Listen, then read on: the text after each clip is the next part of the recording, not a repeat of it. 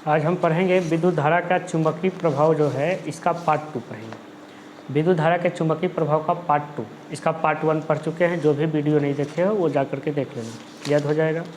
इसमें हम यहाँ तक के पढ़े थे कि परिनालिका किन किन बातों पर है, जो कि चुंबक के चुंबकत्व की तीव्रता किन किन बातों पर निर्भर करती है, तो इसमें पढ़ा दिया गया है। आज हम सवाल करेंगे धारावाही चालक पर चुंबकीय क्षेत्र का प्रभाव। कोई भी धारावाही चालक, कोई भी ये तार रहता है उस पर चुंबकीय क्षेत्र का क्या प्रभाव पड़ता है। तो इसका आंसर ये दिया हुआ है, जब एक धारावाही चालक को चुंबकीय क्षेत्र में रखा जाता है तो उस पर एक बल लगता है। धारावाही चालक को चुंबकीय क्षेत्र में रखा जाता है तो उस पर एक क्या लगता है, बल लगता है। दूसरा, बल की दिशा चुंबक क्षेत्र की दिशा तथा विद्युत धारा की दिशा दोनों पर निर्भर करता है। बल की जो दिशा है चुंबक क्षेत्र की दिशा और धारा की दिशा दोनों पर निर्भर करता है। तो धारावाही चालक के चुंबकीय क्षेत्र का प्रभाव का आंसर हम क्या लिखेंगे कि जब हम धारावाही चालक को चुंबकीय क्षेत्र में रखते हैं, जब हम कोई भी धारावाही, ये जैसे तार है ना, इससे करंट है जो कि प्रवाहित हो रहा है, इसको एक चुंबकीय क्षेत्र में, जैसे ये चुंबक हो गया, इसके क्षेत्र में रखते हैं तो ये दोनों के बीच एक प्रकार का बल लगता है। दूसरा कह रहा है कि बल की दिशा, ये जो बल लग रहा है उसका दिशा चुंबकीय क्षेत्र की दिशा, इसका जो चुंबक क्षेत्र है उसकी दिशा और विद्युत धारा की दिशा दोनों पर निर्भर करती है। बल की दिशा जो होती है चुंबकीय क्षेत्र की दिशा और धारा की दिशा दोनों पर निर्भर करती है। और धारावाही चालक को चुंबकीय क्षेत्र में रखा जाता है तो बल लगता है। तब धारावाही चालक पर चुंबकीय क्षेत्र का प्रभाव का आंसर क्या लिखेंगे, यदि हम कोई धारावाही चालक को चुंबकीय क्षेत्र में रखते हैं तो एक प्रकार का बल लगता है। दूसरा लिखेंगे, बल की जो दिशा होती है वो चुंबकीय क्षेत्र की दिशा और धारा की दिशा दोनों पर निर्भर करती है। क्लियर हो गया। यहाँ सवाल है फ्लेमिंग के वाम हस्त नियम। फ्लेमिंग के वाम हस्त नियम कहता है, यदि हम बाएं हाथ की 3 अंगुलियां मध्यमा, तर्जनी और अंगूठा को परस्पर लंबवत फैलाते हैं, यदि हम बाएं हाथ की 3 अंगुलियां मध्यमा, तर्जनी और अंगूठा को परस्पर लंबवत फैलाते हैं तो मध्यमा धारा की दिशा, मध्यमा धारा की दिशा, तर्जनी चुंबकीय क्षेत्र की दिशा, मध्यमा धारा की दिशा तो तर्जनी चुंबकीय क्षेत्र की दिशा, तो अंगूठा जो होता है वो धारा पर लगे बल की दिशा, धारावाही चालक पर लगे बल की दिशा, विद्युत धारा पर जो बल लग रहा है उसकी दिशा। फिर से सुनते हैं, यदि हम बाएं हाथ की 3 अंगुलियां, यदि हम बाएं हाथ की 3 अंगुलियां मध्यमा, ये मध्यमा हो गया, तर्जनी और अंगूठा को परस्पर लंबवत फैलाते हैं तो मध्यमा धारा, ये करेंट, ये हमारा करेंट की ओर संकेत कर रहा है। तर्जनी चुंबकीय क्षेत्र की दिशा, तो अंगूठा जो है जो धारावाही चालक जो है उस पर लगे बल की दिशा को की ओर व्यक्त कर रहा है। यदि हम बाएं हाथ की 3 अंगुलियां मध्यमा, तर्जनी और अंगूठा को परस्पर लंबवत फैलाते हैं, यदि हम बाएं हाथ की 3 अंगुलियां मध्यमा, तर्जनी और अंगूठा को परस्पर लंबवत फैलाते हैं तो मध्यमा धारा की दिशा, तर्जनी जो है चुंबकीय क्षेत्र की दिशा, तो अंगूठा जो है धारावाही चालक पर लगे बल की दिशा की ओर व्यक्त करता है। और यही चीज़ को इसमें थोड़ा सा अपना भाषा में लिख दिया है, हम जो बोले हैं वो भी याद कर सकते हो। इसमें भी यही, यदि हम बाएं हाथ की 3 अंगुलियां मध्यमा, तर्जनी और अंगूठा को परस्पर लंबवत फैलाए तो तर्जनी चुंबकीय क्षेत्र की दिशा, मध्यमा धारा की दिशा को दर्शाते हैं, तब अंगूठा धारावाही चालक पर लगे बल की दिशा को व्यक्त करता है। ये है जो कि दिया हुआ है, यही चीज़ को हम समझा दिए हैं। विद्युत मोटर, आगे हमारा विद्युत मोटर दिया है तो विद्युत मोटर में हम याद रखेंगे, विद्युत मोटर एक ऐसा युक्ति है, यंत्र है जिसके द्वारा विद्युत ऊर्जा को यांत्रिक ऊर्जा में परिवर्तित किया जा सकता है। विद्युत मोटर एक ऐसा युक्ति है जिसके द्वारा विद्युत ऊर्जा को यांत्रिक ऊर्जा में परिवर्तित कर सकते हैं, बदल सकते हैं। ये ऑब्जेक्टिव पूछता है। विद्युत चुंबकीय प्रेरण के बारे में कर रहा है तो इसमें एक लूप होता है जो कि मशीनी चीज़ है, तो लूप के बारे में हम है जो कि डिटेल से है जो कि दूसरा वीडियो में देखेंगे। लूप एक, फिलहाल इतना याद रखेंगे, लूप जो होता है तांबे के तार को के बंद लूप का कारण, ये तांबे के तार का होता है, ये मशीन के अंदर होता है। तो इसके बारे में जानते हैं, लूप में विद्युत धारा उतने ही समय तक प्रवाहित होती है, लूप में विद्युत धारा उतने ही समय तक के प्रवाहित होती है जब तक कि लूप तथा चुंबक के बीच अपेक्षित गति रहती है, और इसी प्रकार की गति को विद्युत चुंबकीय प्रेरण कहते हैं। पूछेगा विद्युत चुंबकीय प्रेरण किसे कहते हैं, तो लूप जो कि मशीनी चीज़ है, इसको हम लोग मशीन में है जो कि अंदर देखते होंगे, ये तांबे का तार का बना होता है, लपेटे हुए रहता है। तो लूप में विद्युत धारा उतने ही समय तक प्रवाहित होती है, उतने ही समय तक प्रवाहित होती है जब तक कि लूप और चुंबक के बीच अपेक्षित गति रहती है, लूप और चुंबक के बीच अपेक्षित गति रहती है, उतने ही समय तक प्रवाहित होती है। और यह घटना जो होता है विद्युत चुंबकीय प्रेरण कहलाता है। तो विद्युत चुंबकीय प्रेरण का आंसर क्लियर हो गया। विद्युत चुंबकीय प्रेरण क्या है पूछेगा सवाल, तो लूप में विद्युत धारा उतने ही समय तक के प्रवाहित होती है जब तक कि लूप और चुंबक के बीच अपेक्षित गति रहती है, इस घटना को हम विद्युत चुंबकीय प्रेरण कहते हैं। क्लियर हो गया। इधर हम पढ़े विद्युत मोटर के बारे में। विद्युत मोटर जो है विद्युत ऊर्जा को यांत्रिक ऊर्जा में बदलता है, ये पढ़े। फिर हम पढ़े फ्लेमिंग के वामा हस्त नियम। फ्लेमिंग के बाम हाथ नियम, यदि हम बाएं हाथ की 3 अंगुलियां मध्यमा, तर्जनी और अंगूठा को परस्पर लंबवत फैलाते हैं तो मध्यमा जो है वो धारा की दिशा को व्यक्त करता है, तर्जनी चुंबकीय क्षेत्र की दिशा, तो अंगूठा जो है वो धारावाहिक चालक पर लगे बल की दिशा को व्यक्त करता है। ये हम पढ़े। फिर धारावाहिक चालक पर का चुंबकीय क्षेत्र पर प्रभाव पर है, जिसमें हम बताए थे कि जब एक धारावाहिक चालक को चुंबकीय क्षेत्र में रखा जाता है, इसका आंसर पढ़े थे ना, धारावाहिक चालक पर चुंबकीय क्षेत्र का प्रभाव क्या है। तो यदि हम धारावाहिक चालक को चुंबकीय क्षेत्र में रखते हैं तो उस पर एक प्रकार का बल लगता है। फिर इसका दूसरा बल की जो दिशा होता है वो धारा की दिशा और चुंबकीय क्षेत्र की दिशा दोनों पर निर्भर करती है। ये पढ़े। अब हमारा है जो कि विद्युत चुंबकीय प्रेरण हो गया। अब आगे हम पढ़ते हैं, यहाँ पे दिया हुआ है फ्लेमिंग के दक्षिण हस्त नियम। फ्लेमिंग के दक्षिण हस्त नियम क्या कहता है, उसमें बाएं हाथ था तो बाएं हाथ लिए थे, इसमें दक्षिण हस्त है तो दक्षिण हस्त दाएं हाथ। यदि हम दाएं हाथ की 3 अंगुलियां मध्यमा, तर्जनी और अंगूठा को परस्पर लंबवत फैलाते हैं, उसमें भी बोले थे यदि हम बाएं हाथ की 3 अंगुलियां मध्यमा, तर्जनी और अंगूठा को परस्पर लंबवत फैलाते हैं। इसमें भी बोले हैं यदि हम दाएं हाथ की 3 अंगुलियां मध्यमा, तर्जनी और अंगूठा को परस्पर लंबवत फैलाते हैं। तो उसमें सबसे पहले मध्यमा से स्टार्ट किए थे, इसमें मध्यमा को छोड़ देंगे तर्जनी से। तो तर्जनी जो होता है वो चुंबकीय क्षेत्र की दिशा को व्यक्त करता है, अंगूठा जो है धारा की दिशा को व्यक्त करता है, अंगूठा धारा की दिशा को व्यक्त करता है। तो तर्जनी जो है नहीं, हम पढ़े थे यहाँ पर कि क्या बोलता है, यदि हम दाएं हाथ की 3 अंगुलियाँ मध्यमा, तर्जनी और अंगूठा को परस्पर लंबवत फैलाते हैं तो इसको मध्यमा को लास्ट में लिखना है, तर्जनी को पहले लिखना है। तर्जनी चुंबकीय क्षेत्र की दिशा, उसमें भी पढ़े थे। अंगूठा जो है चुंबकीय क्षेत्र पर लगे धारा पर लगे बल की दिशा, अंगूठा जो है धारा पर लगे बल की दिशा को व्यक्त करता है। तो मध्यमा जो है धारा की दिशा को व्यक्त करता है। ये धारा पर लगे बल की दिशा, ये बल, ये अंगूठा, किसी भी चीज़ को ऐसे याद रखेंगे, किसी भी चीज़ को दबाना है तो हम अंगूठा से बल लगाते हैं, तो ये बल की ओर व्यक्त करता है। ये जो है तर्जनी जो है वो चुंबकीय क्षेत्र की ओर, ये क्षेत्र की ओर व्यक्त करता है, ये क्षेत्र की ओर व्यक्त करता है। इसको याद कैसे रखेंगे, किसी को अंगूठा दिखा, ये उंगली दिखाते हैं तो धमकाते हैं, ये उंगली दिखा करके धमकाया जाता है, मतलब ये बताया जाता है कि ये क्षेत्र को डिनोट कर रहा है। और मध्यमा जो हो गया धारा को, ये बीच में है तो धारा को। तो हम बाएं हाथ की फ्लेमिंग के बाएं हाथ के नियम में क्या पढ़ेंगे, यदि हम बाएं हाथ की 3 अंगुलियां मध्यमा, तर्जनी और अंगूठा को परस्पर लंबवत फैलाते हैं तो मध्यमा धारा की दिशा, तर्जनी चुंबकीय क्षेत्र की, ये उंगली से हम क्षेत्र को दर्शाते हैं, भाई ये क्षेत्र मेरा है। मध्यमा धारा की दिशा, तर्जनी चुंबकीय क्षेत्र की दिशा। तो अंगूठा जो है धारावाही चालक पर लगे बल की दिशा को व्यक्त करता है। ये बाएं हाथ नियम में, बाएं हस्त नियम में पढ़े। दाएं हस्त नियम, ये दाएं हाथ हो गया। यदि हम दाएं हाथ की 3 अंगुलियां मध्यमा, तर्जनी और अंगूठा को परस्पर लंबवत फैलाते हैं तो इसको लास्ट में लिखना है। तो तर्जनी चुंबकीय क्षेत्र की दिशा याद है, इस उंगली से हम है जो कि किसी को धमकाते हैं, चुंबकीय क्षेत्र की दिशा। अंगूठा से बल लगाते हैं तो ये बल की दिशा को दर्शाता है, तो ये विद्युत धारा की दिशा को व्यक्त करता है। क्लियर है कि नहीं क्लियर है। इसको लास्ट में लिखना है दायां में और इसको लास्ट में लिखना है बायां। विद्युत जनित्र के बारे में, विद्युत मोटर में जैसे पढ़े है ना, विद्युत मोटर विद्युत ऊर्जा को यांत्रिक ऊर्जा में बदलता है। विद्युत जनित्र इसका उल्टा होता है। ये दोनों ऑब्जेक्टिव बार बार परीक्षा में पूछता है, इसको याद रखिएगा। विद्युत जनित्र एक ऐसा यंत्र है जिसके द्वारा यांत्रिक ऊर्जा को विद्युत ऊर्जा में बदला जाता है। विद्युत जनित्र यांत्रिक ऊर्जा को विद्युत ऊर्जा में बदल सकते हैं। विद्युत जनित्र को इससे हम यांत्रिक ऊर्जा को विद्युत ऊर्जा में बदल सकते हैं। विद्युत मोटर विद्युत ऊर्जा को यांत्रिक ऊर्जा में, विद्युत जनित्र यांत्रिक ऊर्जा को विद्युत ऊर्जा में। फिर हम लोग पढ़ेंगे यहाँ पे है कि डिश धारा, प्रतिवर्ती धारा। डिश धारा जिसको हम डीसी कहते हैं, प्रत्यावर्ती धारा मतलब हम जिसको एसी कहते हैं। डिश धारा मतलब डायरेक्ट करंट और प्रत्यावर्ती धारा मतलब अल्टरनेटिव करंट। डिश धारा के बारे में दिया हुआ है, किसी विद्युत परिपथ में सेल या बैटरी जुड़ा हो। यदि कोई भी विद्युत परिपथ है जिसमें सेल या बैटरी जुड़ा हो तो उस परिपथ में एक अस्थायी धारा प्रवाहित होती है। तो उस परिपथ में एक अस्थायी धारा प्रवाहित होती है। एक ही दिशा में विद्युत धारा के अस्थायी प्रवाह को अस्थायी डिश धारा या डिश धारा कहते हैं। देखो, तो डिश धारा के बारे में पूछेगा तो हम कहेंगे एक ही दिशा में धारा के प्रवाह को डिश धारा कहते हैं। डिश धारा किसे कहते हैं?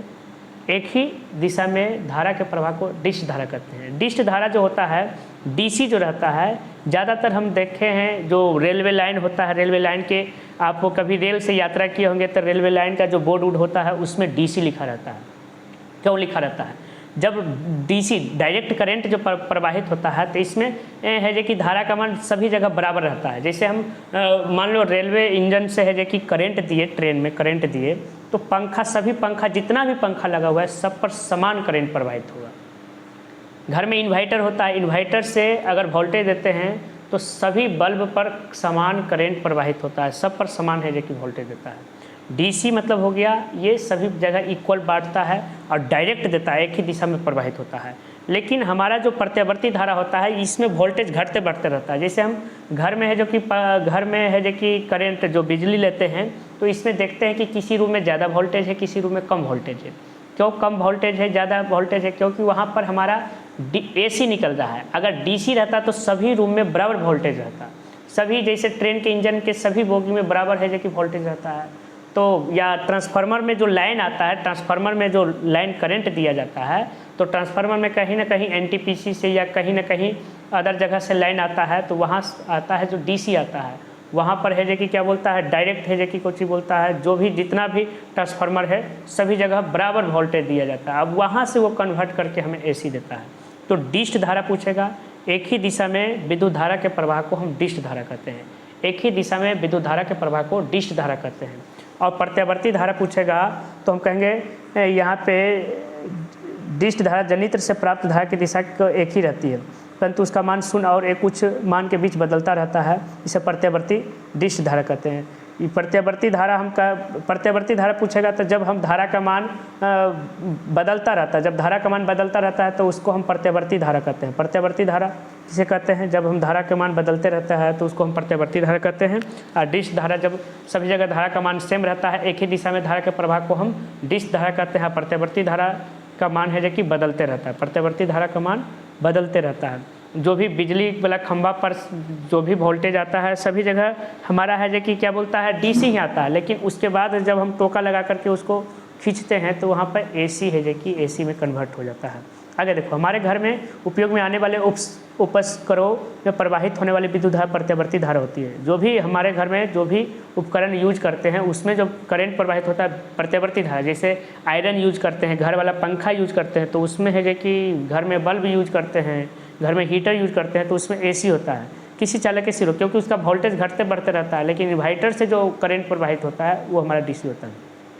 किसी चालक के सिरों के बीच एक प्रत्यावर्ती वोल्टता स्थापित किया जाता है जब उसमें प्रत्यावर्ती धारा प्रवाहित होती है। इस प्रकार की धारा एक ही दिशा में शून्य से लगातार बढ़कर के अधिकतम परिमाण पर पहुंचती है, फिर उसी गति से घटते हुए शून्य पर पहुंचती है। इस क्षण इसकी दिशा पलटती है और विपरीत दिशा में प्रवाहित होते हुए शून्य से अधिकतम परिमाण पर पहुँच करके फिर उसी गति से घटते हुए शून्य पर पहुँचती है। यह चक्र लगातार चलता रहता है। एक पूर्ण प्रत्यावर्तन को एक चक्र कहते हैं। एक पूर्ण प्रत्यावर्तन को एक चक्र कहते हैं। मतलब एक बार यहाँ से दौरा पूर्ण प्रत्यावर्तन जो घूमता है उसको एक चक्र कहते हैं। 1 सेकंड में होने वाले चक्रों की संख्या को आवृत्ति कहते हैं। ये आवृत्ति का सवाल पूछता है। 1 सेकंड में होने वाली चक्रों की संख्या को आवृत्ति कहते हैं। 1 सेकंड में होने वाली चक्रों की संख्या को प्रति सेकंड चक्रों की संख्या को आवृत्ति कहते हैं। ये जो एक चक्कर लगाया, समझ गए ना, यहाँ से यहाँ तक के, ये हो गया एक चक्र। ये जितना ज़्यादा चक्र घूमेगा तेज़ी से उतना है जो कि वोल्टेज ज़्यादा होगा। तो आवृत्ति का परिभाषा याद रखना है।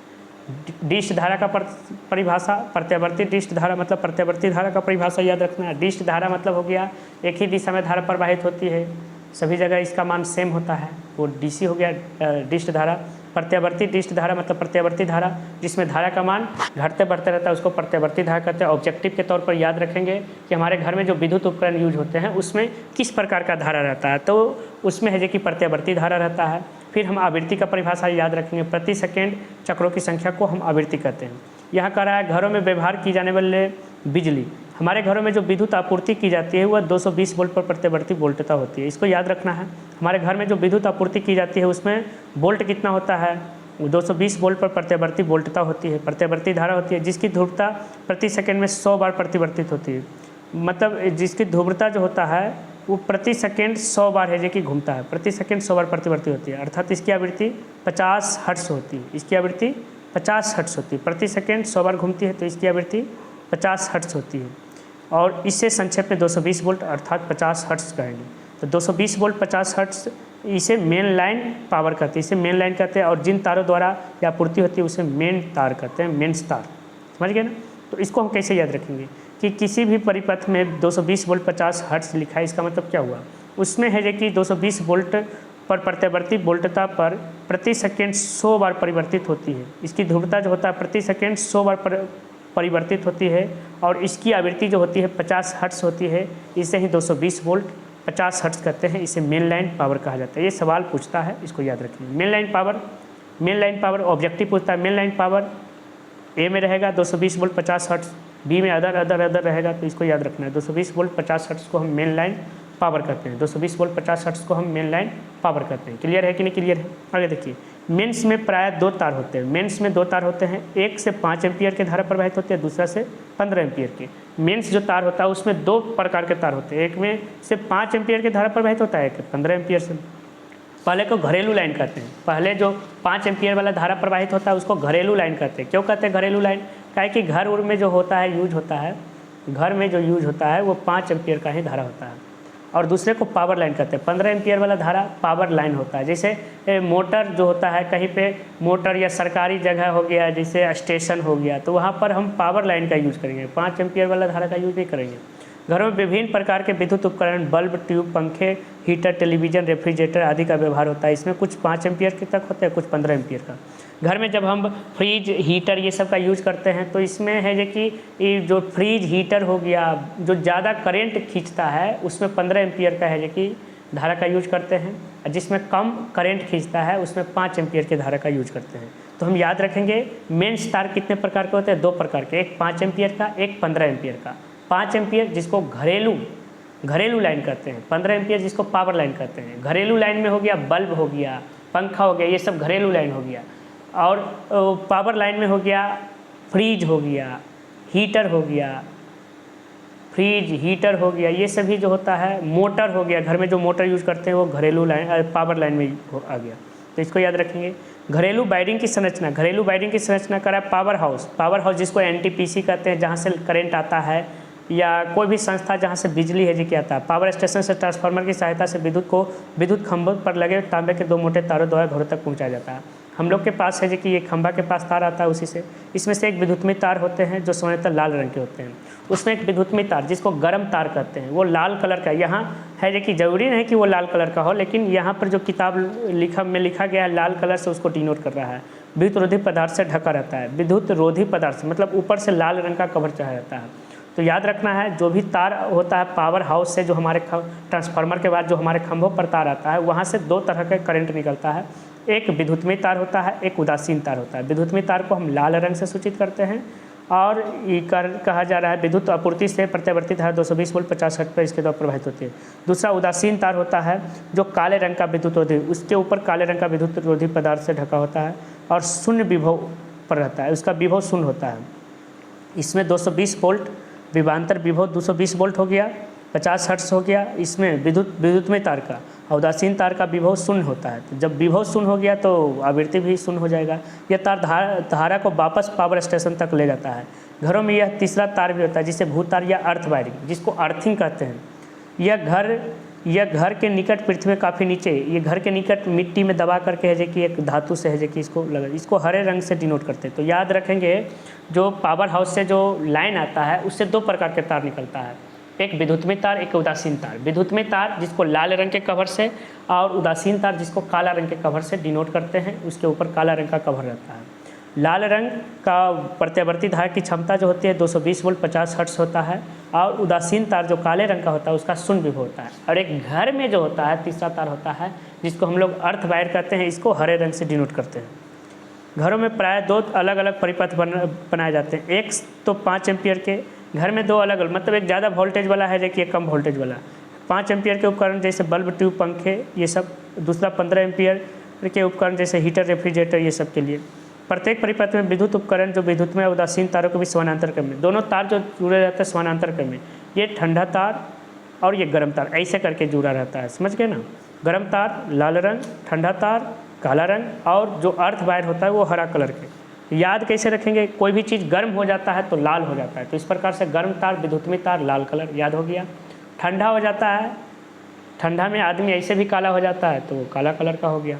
और उसके बाद जो अर्थ वायर होता है ज़मीन को हरा भरा रहना चाहिए तो हरा कलर का हो गया, इसको याद रखेंगे। और ये ऑब्जेक्टिव हमें याद रखना है कि भाई विद्युत जो उपकरण जो हमारे घरों में रहता है वो समानांतर क्रम में रहता है, वो समानांतर क्रम में रहता है। प्रत्येक उपकरण में धारा के प्रवाह को संचालित करने के लिए अलग अलग स्विच लगे रहते हैं। सभी में अलग अलग स्विच रहता है। स्विच हमेशा विद्युत में तार में जोड़ा जाता है। स्विच को हमेशा जब भी तो जोड़ेंगे हम विद्युत में तार, मतलब गर्म तार में जोड़ेंगे। समझ गए ना। अब सवाल यहाँ पे उठता है कि हमें पता कैसे चलेगा गर्म तार। जिसमें स्विच जोड़ा हुआ है वो खुद अपने आप गर्म हो जाएगा। कोई भी अगर लाइन चेक करने वाला या लाइट बनाने वाला जो आता है वो घर में आता है तो वो देखता है कि स्विच किस में लगा हुआ है। जिसमें स्विच जुड़ा हुआ है उसको समझ आता है कि वो गर्म तार है, और अदर तार को ठंडा तार समझता है।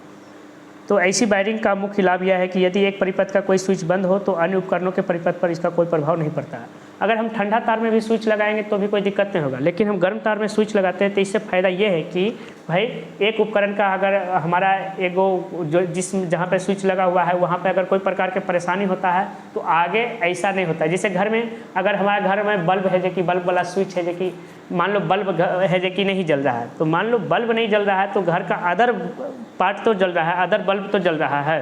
ऐसा नहीं होता है कि एक बल्ब बंद हो जाता है तो दूसरा बल्ब भी बंद हो जाता है।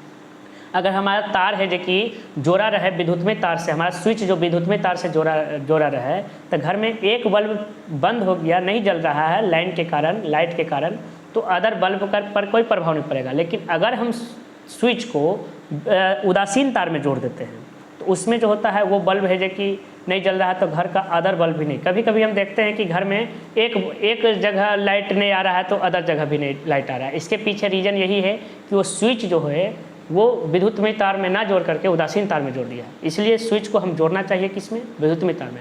उदासीन तार में जोड़ेंगे या विद्युत में तार में जोड़ेंगे तो भी हमारा कोई दिक्कत नहीं है, लेकिन विद्युत में तार में जोड़ेंगे तो फ़ायदा ये है कि अगर हमारा एक बल्ब नहीं जल रहा है तो दूसरा बल्ब पर कभी प्रभावित नहीं करेगा, कोई असर नहीं डालेगा।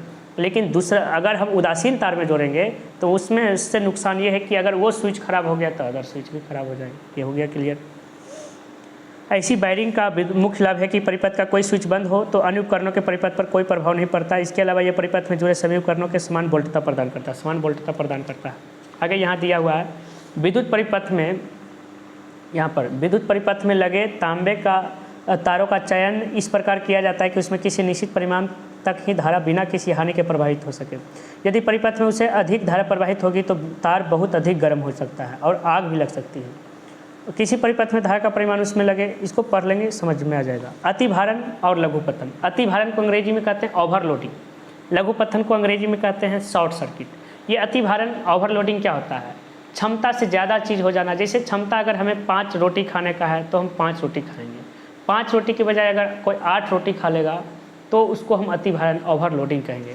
कोई बच्चा जैसे मान लो एक अरमान कुमार कोई नाम का कोई बच्चा है, वो है जो कि उसका क्षमता है 20 रसगुल्ला खाने का और वो है जो कि 30 रसगुल्ला खा लिया, तो इसको कहते हैं अतिभारण ओवरलोडिंग। क्लियर है। ओवरलोडिंग, कोई जनरेटर का क्षमता है कि भाई 25 मरकरी जलाएगा और उस पर हम 35 मरकरी जला दिए, तो इसको हम ओवरलोडिंग। कोई गाड़ी का क्षमता है 20 पैसेंजर ले जाने का, उस पर 30 पैसेंजर लाद दिए, इसको कहते हैं ओवरलोडिंग। मोटरसाइकिल का क्षमता है 3 पैसेंजर ले जाने का, उस पर 6 पैसेंजर लाद दिए, इसको कहते हैं ओवरलोडिंग। शॉर्ट सर्किट, तो ओवरलोडिंग मतलब आवश्यकता से अधिक मात्रा में। शॉर्ट सर्किट क्या होता है, शॉर्ट लगना, घर में शॉर्ट लग जाता है, ठंडा तार गर्म तार सट जाता है तो शॉर्ट लगता है, तो उसको हम कहते हैं शॉर्ट सर्किट। इसको पढ़ते हैं। विद्युत परिपथ में इस्तेमाल होने वाले तारों का चयन उसमें प्रवाहित होने वाले धारा के परिमाण के महत्तम मान पर निर्भर करता है। यदि उपकरण की कुल शक्ति उस स्वीकृति सीमा से बढ़ जाती है, मतलब उपकरण की कुल शक्ति जो भी क्षमता है उसकी कुल शक्ति इस स्वीकृति सीमा से बढ़ जाती है, स्वीकृति सीमा जितना उसका क्षमता है उससे बढ़ जाती है, तो उपकरण आवश्यकता से अधिक धारा खींचने लगता है। तो उपकरण आवश्यकता से अधिक धारा खींचने लगता है तो इसी को अतिभारण कहते हैं। तो अतिभारण मतलब समझ में आ गया, उपकरण की कुल क्षमता से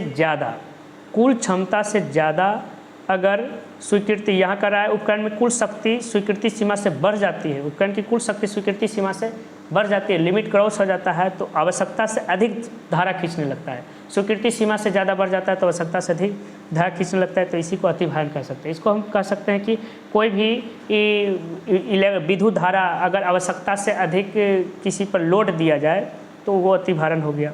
परिपथ में इसका परिभाषा ये लिखेंगे, यदि उपकरण की कुल शक्ति उस स्वीकृति सीमा से बढ़ जाती है तो उपकरण आवश्यकता से अधिक धारा खींचने लगता है। स्वीकृति सीमा से बढ़ जाता है तो उपकरण आवश्यकता से अधिक धारा खींचने लगता है, तो इसी को हम अतिभारण कहते हैं, जिसको अंग्रेजी में ओवरलोडिंग कहते हैं। परिपथ में काम आने वाले सभी तारों के ऊपर विद्युत रोधी परत चढ़ी रहती है।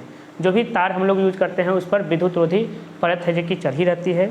इसके फलस्वरूप चालक तार एक दूसरे के संपर्क में नहीं आते हैं, जिसके कारण ये चालक तार एक दूसरे के संपर्क में नहीं आते हैं। कभी कभी तारों के विद्युतरोधी परत खराब या क्षतिग्रस्त, मतलब उसका जो कवर जो है वो खराब हो गया, जैसे ये तार है अंदर से इसका कवर खराब हो गया, क्षतिग्रस्त हो जाती, कभी कभी क्षतिग्रस्त हो जाने से वे आपस में संपर्क में आ जाते हैं। जब वो क्षतिग्रस्त होता है या खराब हो जाने के कारण जब वो आपस में संपर्क में आ जाता है तो ऐसा होने पर परिपथ का प्रतिरोध लगभग शून्य हो जाता है, जिसमें परिपथ का प्रतिरोध मतलब होता है रुकावट शून्य हो गया। जैसे ये दो तार है, कोई भी दो तार है, जैसे ये दो तार है, ये दोनों के ऊपर जो कवर चढ़ा हुआ है, ये कवर है जो कि किसी कारण क्षतिग्रस्त हो गया, ये गल गया, तो ये दोनों है जो कि अंदर वाला जो तार है वो एक दूसरे से संपर्क में आ जाएगा। जैसे ही संपर्क में आ जाएगा तब करंट जो है इतना तेज़ी से दौड़ने लगता है कि प्रतिरोध जो है रुकावट एकदम ना के बराबर होता है, प्रतिरोध शून्य हो जाता है और परिपथ में बहुत अधिक धारा प्रवाहित होने लगती है, जिससे लघु पतन कहते हैं।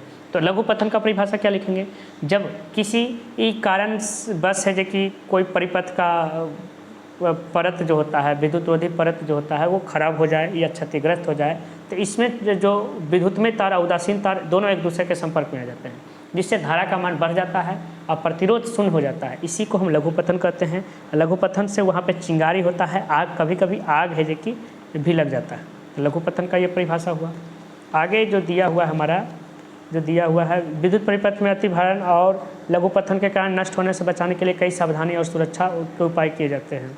विद्युत परिपथ में काम आने वाले सभी तारों के ऊपर अच्छे विद्युतरोधी पदार्थ की परत लगाई जाती है। अच्छा परत लगाया जाता है। घर में आप वायरिंग करिएगा तो अच्छा तार लाइएगा, क्योंकि है जो कि वो कल होकर के लघु पतन जैसा समस्या ना है जो कि उत्पन्न करे। और फिर हम जितना भी क्षमता यूज करते हैं घर में, अगर हम मीटर लगाए हुए या बिजली लिए हुए हैं तो अपनी क्षमता के हिसाब से ही है जो कि उसमें जो भी चीज़ यूज करते हैं, अगर हम क्षमता कम लिए हुए हैं और उसमें यूज करेंगे है जो कि हीटर लगा देंगे तो इसमें आपका है जो कि ओवरलोडिंग हो जाएगा, जिससे है जो कि नुकसान होगा। तो अपनी क्षमता के हिसाब से देखना है। आगे देखिए, इसके फलस्वरूप तार एक दूसरे के संपर्क में प्राय नहीं आते हुए लघु पतन नहीं होता। इसके अतिरिक्त परिपथ में विभिन्न भागों में बांटने में न केवल प्रत्येक भाग की मरम्मत आसानी से रखती है, जहाँ पे ज्वाइंट रहे वहाँ पे है जो कि कस के है जो कि बांध के रखना है, वह अति भारण या लघु पतन से होने वाली क्षति है। तो इसमें अति भारण हो गया ओवरलोडिंग, अपनी क्षमता से ज़्यादा है जो कि अगर विद्युत धारा है कोई भी तार में अपनी क्षमता से ज़्यादा है जो कि विद्युत धारा है जो कि खींच रहा है तो वो हो गया अति भारण। काहे कि अगर क्षमता ज़्यादा रहेगा तो खींचेगा ज़्यादा। लघु पतन मतलब हो गया जब कोई भी दो तार आपस में संपर्क में आ गया और आपस में संपर्क में आ जाने के कारण उसमें है जो कि धारा का मान बढ़ जाता है, और धारा का मान जब बढ़ जाता है तो परिपथ में है जो कि शॉर्ट सर्किट हो जाता है। फ्यूज के बारे में कहा जा रहा है। फ्यूज हम बोर्ड में देखते हैं, बोर्ड में फ्यूज लगा रहता है, उसके बारे में। फ्यूज ऐसा तार का एक टुकड़ा है जिस पदार्थ की प्रतिरोधकता बहुत अधिक, उसकी प्रतिरोधकता बहुत अधिक, गलनांक बहुत कम होता है। ये ऑब्जेक्टिव में पूछता है, इसको याद रखेंगे। फ्यूज का जो प्रतिरोधकता होता है अधिक और गलनांक कम होता है। फ्यूज का प्रतिरोधकता अधिक, गलनांक कम होता है। फ्यूज को हम श्रेणी क्रम में जोड़ते हैं, विद्युतमय तार के साथ श्रेणी क्रम में। हम लोग है जो कि उधर पढ़े थे, स्विच को भी श्रेणी क्रम में जोड़ते हैं विद्युतमय तार के साथ। फ्यूज को भी हम श्रेणी क्रम में जोड़ते हैं, फ्यूज को भी श्रेणी क्रम में जोड़ा जाता है। नहीं, ये जो होता है फ्यूज श्रेणी क्रम में जोड़ा जाता है, और स्विच जो है वो भी श्रेणी क्रम में ही रहता है, वो भी है जो कि विद्युतमय तार से, और फ्यूज को भी विद्युतमय तार से। लेकिन घर का जो अदर बल्ब जो करंट जो जाता है वो समानांतर क्रम में रहता है। फ्यूज हमारा श्रेणी क्रम, और विद्युत परिपथ जो यूज करते हैं घर में वो समानांतर क्रम में रहता है। और फ्यूज जो होता है वो दो चीज़ से बना होता है, शीशा और टीन से। इसको याद रखेंगे, फ्यूज सीटी, फ्यूज हो गया, सीटी, सी से हो गया शीशा, टी से हो गया टीन। पूछता है फ्यूज किन पदार्थों से बना होता है, तो शीशा और टीन का, ये ऑब्जेक्टिव पूछता है। तो फ्यूज से रिलेटेड 3 सवाल पूछता है, तीनों को याद रखेंगे। फ्यूज जिसकी प्रतिरोधकता अधिक और गलनांक कम होता है, और फ्यूज कौन क्रम में जुड़ा रहता है, श्रेणी क्रम में जुड़ा रहता है। फ्यूज श्रेणी क्रम में जुड़ा रहता है, ये याद रखेंगे। इसके अलावा याद रखेंगे फ्यूज किन पदार्थों का बना होता है, तो फ्यूज है जो कि शीशा और टीन का बना होता है, फ्यूज सीटी से याद रखेंगे। फ्यूज से रिलेटेड क्लियर हो गया।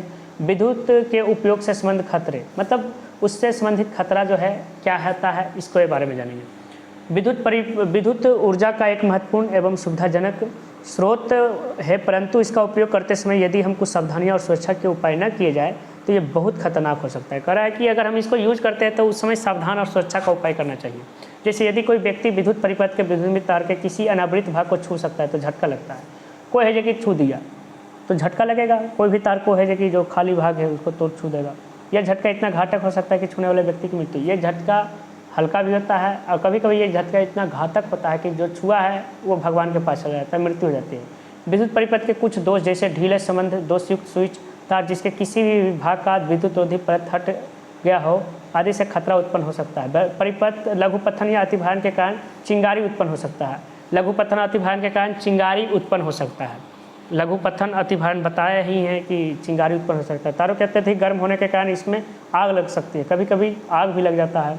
इन खतरों से बचने के लिए विद्युत परिपथ के उपयोग करते समय कुछ सावधानी, वही कह रहा है कि कुछ सावधानी है जो कि बरतना चाहिए। फिर तो एक महत्वपूर्ण सुरक्षा युक्ति है, इसके अलावा कुछ अन्य सावधानियाँ जो है प्रकार की है। स्विच फ्यूज जो होता है ना, उससे फ़ायदा ये है, यहाँ पे फ्यूज के बारे में थोड़ा सा देखिए। फ्यूज जो होता है, जैसी वोल्टेज ज़्यादा बढ़ गया ना तो सबसे पहले फ्यूज गलाता है, जिसके कारण है कि हमारा बल्ब, पंखा ये सब है कि जलने से बच जाता है।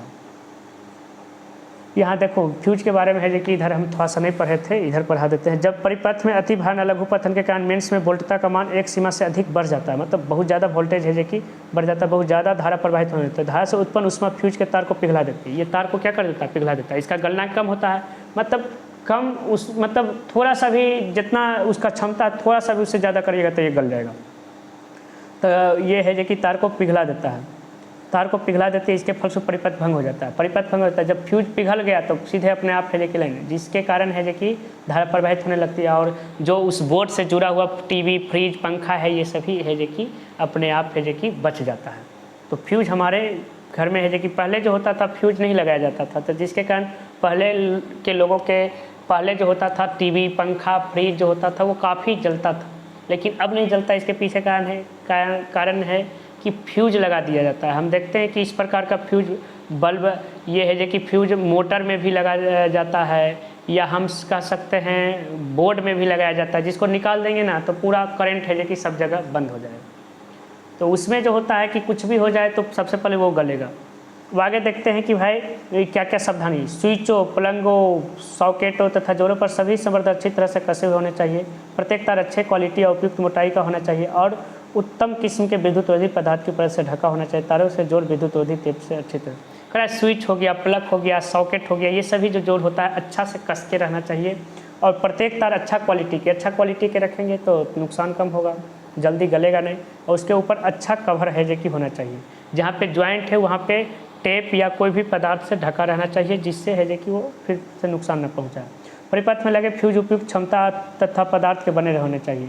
परिपथ में जो फ्यूज लगा हुआ है वो उपयुक्त क्षमता तथा पदार्थ के बने होने चाहिए। ये उपयुक्त क्षमता, उसका क्षमता कितना होना चाहिए, वो जो भी जरूरी क्षमता उसके हिसाब से। अब है कि क्षमता है कि अब मान लो बोर्ड है, अब बोर्ड में हम मोटर वाला है कि फ्यूज लगा देंगे तो पता चलेगा मोटर वाला फ्यूज का क्षमता ज़्यादा ना होगा बोर्ड वाला फ्यूज से। तो बोर्ड है तो उसमें बोर्ड के क्षमता वाला है फ्यूज लगाएंगे। अब मोटर है तो उसमें मोटर के क्षमता वाला है फ्यूज। अब मोटर है कि उसमें बोर्ड वाला फ्यूज लगा देंगे तो पता चलेगा बार बार फ्यूज में जल जाता है। तो इसलिए अपनी क्षमता के हिसाब से है कि फ्यूज का यूज करेंगे। आगे देखिए, परिपथों में फ्यूज तथा स्विच को हमेशा विद्युतमय तार में श्रेणी क्रम में लगाना चाहिए। परिपथ में फ्यूज और स्विच को हमेशा विद्युतमय तार में श्रेणी क्रम में, फ्यूज और स्विच हम बताए ही हैं, स्विच भी विद्युतमय तार से जोड़ना है श्रेणी क्रम में और फ्यूज भी विद्युतमय तार से जोड़ना है श्रेणी क्रम में। अधिक शक्ति के उपकरण जैसे हीटर, इस्त्री जिसको आयरन कहते हैं, टोस्टर हो गया, रेफ्रिजरेटर आदि को भूतार के से आवश्यक संपर्कित करना चाहिए। इसको है कि जो अर्थिंग वाला घर में न कि बिना अर्थिंग के इसको जला देंगे तो फिर दिक्कत हो जाएगा। ऐसा करने पर इसके धातु के आवरण भू तार द्वारा पृथ्वी से जुड़ जाते हैं। यदि किसी खराबी के कारण उपकरण के आवरण का संपर्क विद्युतमय तार से भी हो जाए तो भी उसका विभव पृथ्वी के विभव पर ही रहता है। यदि किसी व्यक्ति के शरीर का संपर्क उपकरण के धातु के आवरण से भी हो जाए तो उसे विद्युत का झटका नहीं लगता। इससे जो होता है कि झटका भी अगर लगा तो मतलब मरने की संभावना नहीं होता है। तो घर में अर्थिंग का होना जरूरी है। अर्थिंग रहेगा तो वहाँ पर है कि क्या बोलता है, झटका देगा तो भी मरने की संभावना कम जाएगा और झटका ही लगेगा, कम से कम आदमी तो जीवित रहेगा। तो घर में अर्थिंग का होना क्या है, बहुत ही ज़रूरी है। आगे देखिए, मानव शरीर जो होता है विद्युत का सुचालक होता है। ये तो हम जानते हैं कि मानव शरीर जो होता है चालक में हम पढ़े हैं कि मानव शरीर जो होता है विद्युत का सुचालक होता है, मतलब करंट उसमें दौड़ता है। आप छू करके देखोगे, जैसे अगर विश्वास नहीं हो रहा है तो हम लाइन को छू करके देखेंगे, अपने आप पता चल जाएगा कि विद्युत का सुचालक है, कुचालक है। कोई भी बच्चा है जो कि छू सकता है, हर्ष कुमार भी छू सकता है, इसलिए विद्युत में तार से संपर्क हो जाए, इस सब में है जो कि विश्वास नहीं होता है। कुछ कुछ बच्चा का विश्वास नहीं होता है, हर्ष कुमार को विश्वास नहीं हो रहा होगा, जा करके छू करके देखना, अपने आप है जो कि पता चल जाएगा ये मानव शरीर जो है विद्युत का सुचालक है कि कुचालक है। इसलिए विद्युत में तार से संपर्क हो जाने पर धारा का प्रवाह शरीर से होकर के पृथ्वी में, अब आदमी छूता है, जैसे हम मान लो ये तार है, इसको छुए तो ये जो करंट है, ये करंट जो है उनने ना जा करके कहेगा चलो भाई ये रास्ता पकड़ो, ये रास्ता पकड़ लेगा, और ये रास्ता पकड़ के इतना तेज़ी से दौड़ता है और इतना तेज़ी से दौड़ता है, और आदमी को कहा जाता है कि चप्पल पहन के रहना चाहिए, जूता पहन करके बिजली वाला काम करना चाहिए। क्यों कहा जाता है? जैसे ये करंट यहाँ से दौड़ा और जैसे ही आप चप्पल पहने हुए तो वो चप्पल के कारण ज़मीन के अंदर नहीं जा पाएगा, ज़मीन के अंदर नहीं जा पाएगा तो वहाँ से टकराने के वह चप्पल के पास पहुँचने का झटका देगा तेज़ी से, जिसके कारण यहाँ से आपका हाथ है जो कि हट जाएगा।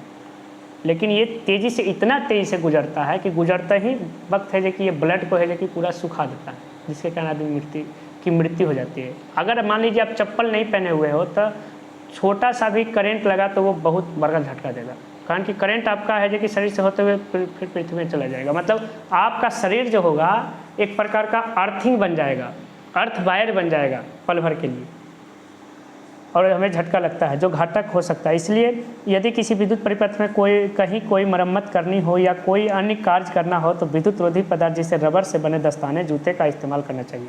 कोई भी बिजली वाला काम कर रहे हैं, समझ गए, तो हम है जो कि क्या बोलता है रबर के दस्ताने, जूता ये सब का प्रयोग करेंगे। नहीं प्रयोग करेंगे तो हर्ष कुमार के जैसा झटका मार देगा फटाक से। परिपथ में आग लगने या अन्य किसी दुर्घटना से होने पर परिपथ का स्विच तुरंत बंद कर दें। देख रहे हैं कि आग लग रहा है तो उसको देखना नहीं है। ये एक शुभम कुमार है, वो क्या करता है, आग लगता है तो चुपचाप देखता है, नहीं देखना नहीं है, उसको बंद करना है, स्विच बंद कर देना है, नहीं तो दूसरा बॉल में अब एगो बॉल जान रहे हैं कि यहाँ पर आग, यहाँ पर है कि बॉल यहाँ पर तार जल रहा है, तो अब उसको देखने से थोड़ा ही होगा, उस स्विच को, मेन स्विच को ही बंद कर दे, टोका उतार दीजिए। समझ गए शुभम? स्विच तुरंत बंद कर देना चाहिए। यदि कोई व्यक्ति दुर्घटना बस विद्युत में तार के सीधे संपर्क में आ जाए, विद्युत में तार के सीधे संपर्क में मतलब कोई तार छिला हुआ है उससे कुछ छूट जाए, तो उस व्यक्ति को किसी विद्युत रोधी पदार्थ जैसे सूखी लकड़ी, प्लास्टिक, रबर यही किसी वस्तु से छुड़ाना चाहिए। अगर किसी को करंट लग जाए, मान लो कोई भी बच्चा है जो कि जैसे मंगला, मान लो कोई मंगला है, वो किसी भी चीज़ को छू रहा है और वो कोई तार है, इसको ये तार को है जो कि मंगला छू दिया, उसको करंट मार दिया। इसको जब करंट मारेगा तो इसको ऐसा नहीं करना है कि इसको करंट मार दिया तो इसको पकड़ के छोड़ा रहे हैं, तब पता चलेगा कि मंगला के है जो कि मंगला के है जो कि यहाँ पे करंट इसको छू दिया तो उसको करंट मार दिया। मंगली देख रहा है कि भाई उसको करंट मार दिया तो उसको करके छुड़ाने के लिए जा रहे हैं तो उसको भी मार देगा। तो नहीं, जब भी किसी को करंट लगे, जब भी किसी को करंट लगे तो फटाक से उसके लिए सूखा लकड़ी का प्रयोग करिए, मारिए उसका हाथ पे, फट से है जो कि हाथ पे मारिए, जहाँ छुआ हुआ है वहाँ पे मारिए, उसको छोड़ देगा। आप है जो कि गीला चीज़ यूज करिएगा, मार देगा झटका। क्लियर है? प्लास्टिक, रबर की डंटा ये सब का प्रयोग करना है, मार डंटा को उसको डंटिया दीजिए। समझ में आ गया? मंगला। माइकल फैराडे के बारे में, ये एक प्रकार के वैज्ञानिक थे, अंग्रेज वैज्ञानिक थे। इनका जन्म 22 सितंबर 1791 में गरीब लोहार परिवार में हुआ था। ये गरीब लोहार परिवार में जन्म हुआ था। मात्र 14 वर्ष की उम्र में फैराडे किसी जिल्द साज के सहायक के रूप में कार्य करने लगे। मतलब कोई जो जिल्द लगाता है, जिसे कवर लगाता है किताब में, उसके यहाँ काम करने लगे, जिनका उम्र था 14 वर्ष। और वो परंतु उनमें पढ़ने की अद्भुत रुचि थी, वो पढ़ने में बहुत इंटरेस्ट रखते थे। अतः वे उन सभी पुस्तकों को पढ़ लेते थे जो उसके पास जिल्द चढ़ने के लिए, जो जिल्द लगाने के लिए था वो किताबें वो पढ़ जाते थे। अतः वे उन सभी पुस्तकों को पढ़ लेते थे जो उसके पास जिल्द चढ़ने के लिए आती थी। जल्द ही उसमें विज्ञान के प्रति गहरी रुचि पैदा हो गई, और जिसके कारण उनको साइंस के प्रति रुचि है जो कि पैदा हो गया। एक बार उन्हें प्रसिद्ध रसायन शास्त्री सर हम्फ्री डेवी का भाषण सुनने का अवसर मिला। फैराडे ने उनके भाषण को सावधानीपूर्वक लिख करके उस पर जिल्द चढ़ा करके डेवी को भेज दिया। उनका भाषण को सुनने का, और भाषण को वे फैराडे की किए हम्फ्री डेवी का भाषण सुने, और वो भाषण को सुन करके इतना अच्छा समझ गए कि उनको लिख करके हाथ से लिख करके, लिखित रूप में सावधानीपूर्वक लिख करके उस पर जिल्द चढ़ा करके डेवी को भेज दी, उस पर कवर चढ़ा करके डेवी ने फैराडे में छिपी प्रतिभा को पहचाना। डेवी जब देखा कि तरीके ये भाषण सुना और भाषण सुन करके इतना बढ़िया से लिख दिया तो उसकी प्रतिभा को जाना। डेवी ने फैराडे में छिपी प्रतिभा को पहचाना और उसको प्रयोगशाला में सहायक के रूप में रख लिया, हेल्पर के रूप में रख लिया। आगे चलकर 1825 में डेवी के स्थान पर रॉयल इंस्टीट्यूट्स के निदेशक के पद पर आसीन हुए। अब है कि वो डेवी जो है, डेवी के स्थान पर हम्फ्री डेवी जो है, उनके स्थान पर है कि ये रॉयल इंस्टीट्यूट्स के निदेशक के पद पर उसका डायरेक्टर बन गए। उन्होंने विद्युत और चुंबकत्व के क्षेत्र में अनेक अनुसंधान किए। इन विषयों पर उनके द्वारा प्रस्तुत विचारों के आधार पर अनेक वैज्ञानिकी ने नई खोज की और उनकी मृत्यु जो है 25 अगस्त 1867 को हो गया। इस प्रकार से हमारा चैप्टर खत्म हुआ। तो हम लोग है जो कि ये चैप्टर में क्या क्या पढ़े हैं उसको एक बार रिकॉल कर देते हैं। इसमें पढ़े चुंबक के बारे में। चुंबक जानते ही हैं कि चुंबक किसको अपनी ओर आकर्षित करता है। चुंबक जो है लोहे की बनी वस्तु को अपनी ओर आकर्षित करता है, जैसे लोहा, निकाय, कोबाल्ट, ये ऑब्जेक्टिव में पूछता है। फिर चुंबक का ध्रुव पर है, जहाँ चुंबक का आकर्षण बल अधिक होता है उसे चुंबक का ध्रुव कहते हैं। ध्रुव दो प्रकार के होते हैं, उत्तरी ध्रुव, दक्षिणी ध्रुव। उत्तरी ध्रुव जिसको नॉर्थ पोल कहते हैं, दक्षिणी ध्रुव जिसको साउथ पोल कहते हैं। और उत्तरी ध्रुव दक्षिणी ध्रुव को मिलाने वाली रेखा को चुंबकीय अक्ष कहते हैं। ये आपका ऑब्जेक्टिव है। ये पूछता है सजातीय चुंबक एक दूसरे को प्रतिकर्षित करते हैं, विजातीय चुंबक एक दूसरे को आकर्षित करते हैं। चुंबकीय पदार्थ है, चुंबकीय पदार्थ के लिए है। कंपास सुई जानते हैं, घर में जो वायरिंग होता है, जो दीवार के अंदर जो तार ले जाकर के वायरिंग किया जाता है, इसको किससे, ये चुंबकीय सरल कंपास जो होता है इसी से हम इसको खोजते हैं। इसके बाद है जो कि हम लोग पढ़े थे यहाँ पे है जो कि ऑस्टेट का विद्युत चुंबकीय क्षेत्र पढ़े थे। जब किसी चालक से विद्युत धारा प्रवाहित की जाए, किसी चालक से विद्युत धारा प्रवाहित की जाती है तो चालक के चारों ओर विद्युतीय क्षेत्र उत्पन्न होता है। तो कोई भी चालक है उसके चारों ओर विद्युतीय क्षेत्र उत्पन्न होता है। ये ऑस्टेट बताए थे 1820 में, और इसके लिए प्रयोग भी किए थे, ये भी हम पढ़े हैं। इसके बाद हम पढ़े थे भाई मैक्सवेल का दक्षिण हस्त नियम। यदि हम दाएं हाथ की मुट्ठी में है जो कि धारावाही तार को पकड़े, यदि हम दाएं हाथ की मुट्ठी में धारावाही तार को हम पकड़ लिए तो यहाँ पे पकड़ने से क्या होता है, दाएं हाथ की मुट्ठी में यदि हम किसी धारावाही तार को दाएं हाथ की मुट्ठी में इस प्रकार पकड़े कि अंगूठा जो है ये धारा की दिशा को बता रहा है, तो हाथ की अन्य उंगलियाँ चुंबकीय क्षेत्र की दिशा को व्यक्त करता है। फिर हम पढ़े थे परिनालिका के बारे में बताए थे, ये परिनालिका हो गया। इसी में पढ़े थे विद्युत चुंबक के बारे में पढ़े थे। विद्युत चुंबक जो होता है नरम लोहे का बना होता है। विद्युत चुंबक, विद्युत मोटर, विद्युत जनरेटर, इसमें पढ़े थे इलेक्ट्रिक जनित्र जिसको बोलते हैं। तो विद्युत चुंबक जो होता है लोहे का बना होता है। यह जो है इसमें चुंबकत्व उतने समय तक विद्यमान रहता है जितने समय तक के विद्युत धारा प्रवाहित है। जब तक के करंट दोगे तब तक के है जो कि विद्युत चुंबक है जो कि बना रहता है। नरम लोहे का काहे बना रहता है, क्योंकि वह आसानी से चुंबकित और विचुंबकित किया जाता है। ये सब बताए थे। क्रोड जो होता है इसके बारे में बताए थे। फिर हम बताए थे कि कोई भी चुंबक के चुंबकत्व 3 बातों पर निर्भर करता है। कोई भी चुंबक का चुंबकत्व 3 बातों पर निर्भर करता है, इसके बारे में हम बताए थे। चुंबक का चुंबकत्व निम्नलिखित बातों पर निर्भर करता है। पहला, परिनालिका में फेरों की संख्या पर। जितना फेरा रहेगा, फेरों की संख्या जितना ज़्यादा रहेगा चुंबकत्व उतना ही ज़्यादा होगा। विद्युत धारा के परिणाम पर, जितना ज़्यादा करंट देंगे चुंबकत्व उतना ज़्यादा होगा। क्रोड के प्रकृति पर, जैसा क्रोड लेंगे चुंबकत्व वैसा होगा। अगर नरम लोहे का क्रोड लेंगे चुंबकत्व अधिक होगा। फिर हम अस्थायी चुंबक बताए थे। इस्पात जो होता है, अस्थायी चुंबक जो होता है इस्पात का बना होता है। फिर हम यहाँ पे आज हम पढ़ाए थे भाई ये विद्युत धारावाही चालक पर चुंबकीय क्षेत्र का प्रभाव पढ़ाए थे, जिसमें बताए थे कि जब धारावाही चालक को चुंबकीय क्षेत्र में रखा जाता है तो उस पर एक बल लगता है। कोई भी धारावाही चालक को चुंबकीय क्षेत्र में रखते हैं तो उस पर एक बल लगता है। फिर हम बताए थे बल की दिशा चुंबकीय क्षेत्र की दिशा और विद्युत धारा की दिशा दोनों पर निर्भर करता है। बल की जो दिशा होता है चुंबकीय क्षेत्र की दिशा, विद्युत धारा की दिशा दोनों पर निर्भर करता है। फ्लेमिंग के बामा हस्त नियम बताए थे। बाएं हाथ की 3 अंगुलियां मध्यमा, तर्जनी और अंगूठा को परस्पर लंबत फैलाते हैं तो धारा जो है चुंबकीय क्षेत्र की दिशा को, धारा जो है मध्यमा जो है धारा की दिशा को व्यक्त करता है, तर्जनी चुंबकीय क्षेत्र की दिशा, ये क्षेत्र को बताता है। बताए थे अंगूठा ये उंगली दिखा करके किसी को धमकाते हैं तो हाथ की जो अंगूठा बच गया ये बल की दिशा को व्यक्त करता है, इससे बल लगाते हैं, इसको हम बताए थे। फिर विद्युत मोटर के बारे में हम बताए थे। विद्युत मोटर के बारे में हम बताए थे कि भाई विद्युत मोटर एक शक्तिशाली इसमें चुंबक होता है और ये एक ऐसा यंत्र है जिसके द्वारा विद्युत ऊर्जा को यांत्रिक ऊर्जा में बदल सकते हैं। इसके बाद विद्युत चुंबक की प्रेरण बताए थे, जिसमें लूप था, जो हम बताए थे कि भाई मशीन के अंदर लूप रहता है, समझ गए ना। आप देखोगे मशीन के अंदर तांबे का रहता है, तो लूप में विद्युत धारा उतने समय तक प्रवाहित होती है जब तक कि लूप और चुंबक के बीच अपेक्षित गति रहती है। ये बताए थे जी, ये इसी घटना को विद्युत चुंबकीय प्रेरण कहते हैं। फिर फ्लेमिंग के दक्षिण हस्त नियम बताए थे। दक्षिण हस्त नियम, यदि हम दाएं हाथ की 3 उंगलियां मध्यमा, तर्जनी और अंगूठा को परस्पर लंबवत फैलाते हैं तो इसको छोड़ देना है। उसमें बोले थे तर्जनी चुंबकीय क्षेत्र की दिशा, अंगूठा जो है बल की दिशा को बता रहा था, तो मध्यमा जो है वो धारा की दिशा को व्यक्त करता है, ये बताए थे। विद्युत जनित्र के बारे में बताए थे। विद्युत जनित्र जिसको इलेक्ट्रिक जनरेटर कहते हैं, यांत्रिक ऊर्जा को विद्युत ऊर्जा में बदलता है, ये बताए थे। फिर हम पढ़े भाई यहाँ पर डिश धारा, प्रत्यावर्ती धारा। डिश धारा मतलब डायरेक्ट करंट होता है जिसमें एक ही दिशा में प्रवाहित होता है और ये जो होता है सभी जगह बराबर वोल्टेज देता है, जबकि प्रत्यावर्ती धारा जो होता है वो है कि सभी जगह बराबर वोल्टेज नहीं देता है। तो ये डिश धारा, प्रत्यावर्ती धारा पढ़े थे। फिर है कि हम लोग आवृत्ति के बारे में पढ़े थे। प्रति सेकंड दोलनों की संख्या, ये चक्रों की संख्या को आवृत्ति कहते हैं। और फिर हम पढ़े थे मेन लाइन पावर के बारे में। इसमें 220 वोल्ट 50 हर्ट्ज होता है, 100 बार प्रतिवर्ती होता है। और इस तारों को मेंस तार कहते हैं। ये 2 प्रकार का होता है, 5 एम्पियर 15 एम्पियर। 5 एम्पियर जिसको घरेलू परिपथ कहते हैं, 15 एम्पियर पावर लाइन कहते हैं। जब आप बिजली कनेक्शन लोगे तो वहाँ पर पूछेगा कि भाई घरेलू परिपथ के लिए या पावर लाइन के लिए, मतलब घर में मोटर भी यूज करोगे, हीटर भी यूज करोगे, उसके लिए बिजली कनेक्शन ले रहे हो कि बस छोटा सा बॉल जलाने के लिए। तो जैसा है जो कि बोलते हैं उसके हिसाब से वो ये कि देता है। आगे देखो, फिर हम बताए थे घरेलू वायरिंग के लिए बताए थे कि दो जो ट्रांसफार्मर से, पावर हाउस से जो ट्रांसफार्मर में आता है लाइट, उससे जो खंभा के पास आता है वहाँ से जो करंट निकलता है उसमें, इससे हम 2 तरह के तारों के द्वारा घर तक पहुँचाया जाता है। एक विद्युतमय तार होता है जिसको हम लोग है कि गर्म तार कहते हैं, विद्युतमय तार को।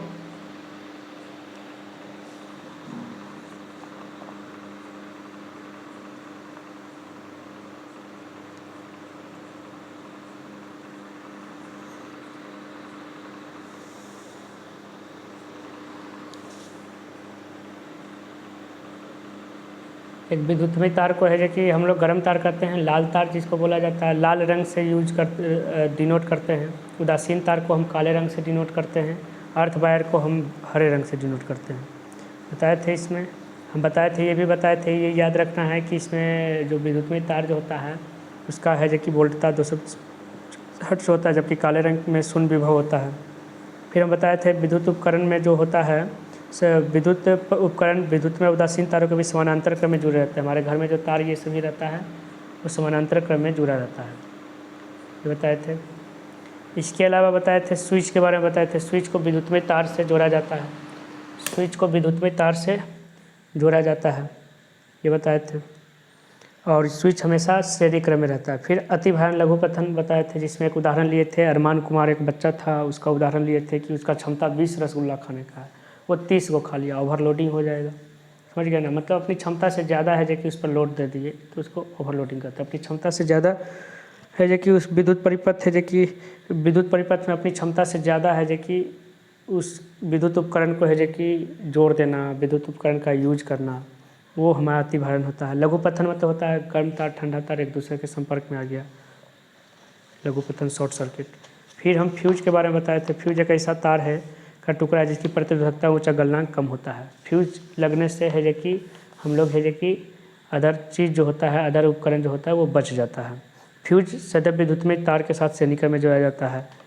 और ये बताए थे फ्यूज सीटी बताए थे, शीशा और टीन का बना होता है, और ये सभी चीज़ तो हमें पता ही है। फिर है जो कि माइकल फैराडे के बारे में, इसको याद रखना है। माइकल फैराडे जो वैज्ञानिक थे, इनके बारे में, इनका जन्म जो हुआ था 22 सितंबर 1791 को हुआ था। ऑब्जेक्टिव में पूछता है, गरीब लोहार परिवार में, अंग्रेज थे, 14 वर्ष की उम्र में जिल्दसाज के यहाँ नौकरी करते थे। वहाँ जो भी किताब आता था जिल्द लगाने के लिए उसको पढ़ जाते थे। पढ़ते पढ़ते एक दिन उनको हम्फ्री डेवी का भाषण सुने तो उनको दिमाग में पूरे भाषण को समझ गए। वही भाषण को हाथ से लिख करके है जो कि उनको गिफ्ट कर दिए, जिससे उनका प्रतिभा जान गया। हम्फ्री डेवी उनको बुलाया और अपना हेल्पर के तौर पर रख लिया। फिर जब वो मृत्यु हो जाता है उनका, तो 1825 में रॉयल इंस्टीट्यूट्स के डायरेक्टर पद पर है जो कि ये हमारे माइकल फैराडे साहब है जो कि नियुक्त होता है। उनकी भी मृत्यु हो जाती है 25 अगस्त 1867 को। और विद्युत चुंबकत्व के बारे में अनेक अनुसंधान है जो कि किए माइकल फैराडे। ये हो गया।